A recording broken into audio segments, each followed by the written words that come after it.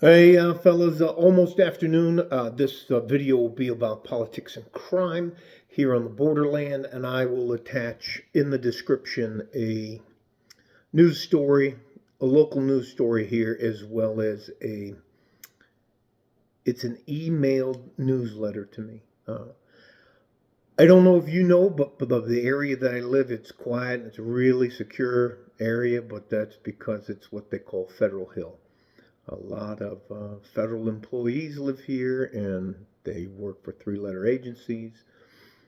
There are a lot of El Paso Police Department, El Paso sheriffs, El Paso firefighters. There's just that group of guys, and a lot of them need to live in communities where they feel safe. So, all that to say this. I talked to about 15 to 20 of them on a weekly basis here and there, or if we catch each other at a restaurant or out in public, or on group chats and things like that. What they're saying is that crime here in El Paso and crime in the United States as a whole, and those are the federal agents and three-letter agencies, FBI, CIA, DEA, those kind of people, are saying the same things that evidently due to the porous nature of our southern border and the amount of people we're letting through is actually organized crime, actually organized gangs of criminals are coming in and they identify them by their tattoos. Um, and I'll give you a sidebar for a minute. Anybody who has tattoos from here up are trying to tell you a story without ever speaking to you.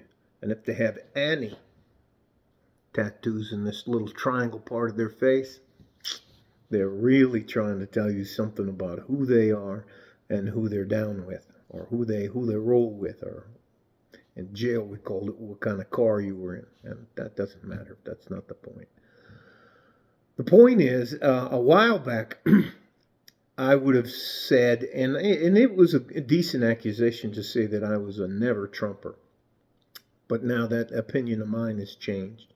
There are two candidates, and this is the political part, that I will vote for president. I don't think I'll probably for the rest of my lifetime ever vote for another Democrat for any reason. The lunacy and insanity they have breaks my justification for ever voting for them. I'll either vote for former President Trump or Jonathan Fitzgerald Kennedy Jr. Um, those are the only two candidates I feel are viable to get the change that we need. And it may be a temporary change before the powers to be take back over, but that's enough for me. Going back to the crime part of it, it's not safe, and I'm not trying to make this more of an issue than it is. It's not safe in South Central El Paso nowadays. It's not safe to be downtown after dark. I go with my mother-in-law. She buys perfumes here in El Paso and then sells them for a little bit of an increase to make side money for herself and her retirement. She's 75 years old. I go with her. I also go with the guys that live up on the hill if they need to talk to somebody about money they own. I just go and ride. I call it riding shotgun, or in Spanish it's guardaespaldas, which is also a bodyguard. But I'm not a bodyguard. I'm not a professional guy like that. I'm just a guy.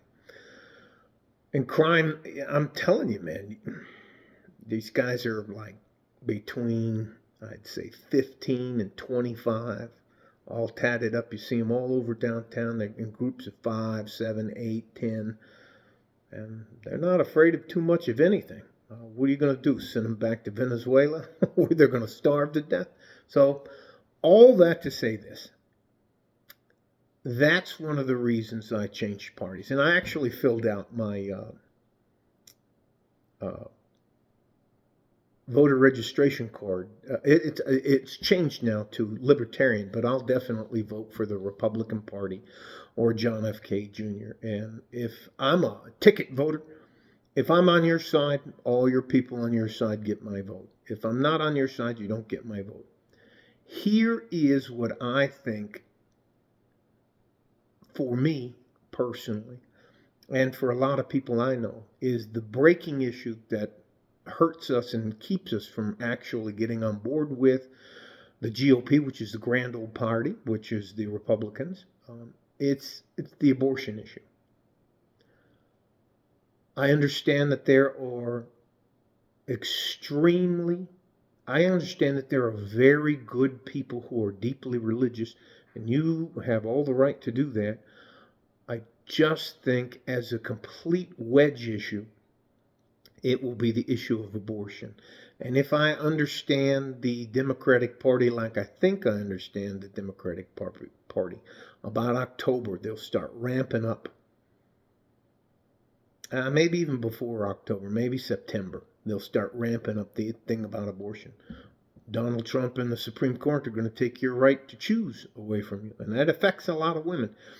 Whether they're making that decision from a point of clarity or objectivity will not matter to them. If you give a modern woman any indication that you're taking something away from her, she will lose her mind.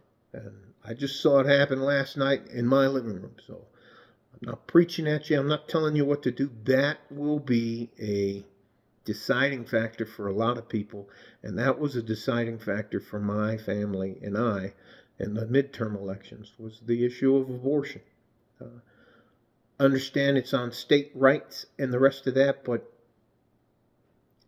I believe in the heartbeat. I believe in conception. I personally do not believe in abortion except for incest and rape and a couple other things, but I don't think it's my right to make that decision for everybody else, and I understand the people who on religious basis have their opinions on that.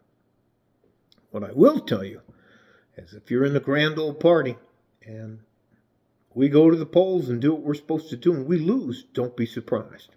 Because, hang on, I'm trying not to sneeze. Because of that issue. That is a massive issue where the Republicans are absolutely tone deaf on it. And it's an issue the Democrats are going to use.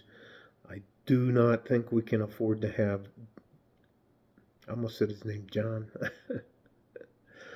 President Biden be our president anymore. He is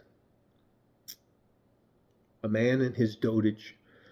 I wish him well. I hope they don't do the things that they've done to Donald Trump, former President Donald Trump, that they've done to him, what they end up doing to Joe Biden and his family. But there is corrupt. You can't be in politics and not be corrupt. All right, so let's leave it at that. Again, crime down here is they do not tell the truth about the crime statistics down here. The ICE agents or Border Patrol guys will lose their job over telling the truth. But there are active gangs between the ages of 15 and 25 down here. All over down here on the border. And they're muscling people, which is, hey, if you don't want your place of business to burn down, you might want to pay us a little bit of money to look out for you. Those kind of things. It is what it is. And that's my take on politics and crime. I'll link a couple of objective news articles in there, as well as a newsletter I receive. And yeah, it's really that bad. And they're doing everything they can to treat us like mushrooms, which is they throw shit at us and keep us in the dark. Stay safe and healthy. Take care of each other if you can. And if you can't, you have to take care of yourself. Pase buen día y adios de El Paso. See you guys later. Like a fart in a G-string, I'm out of here. Bye-bye.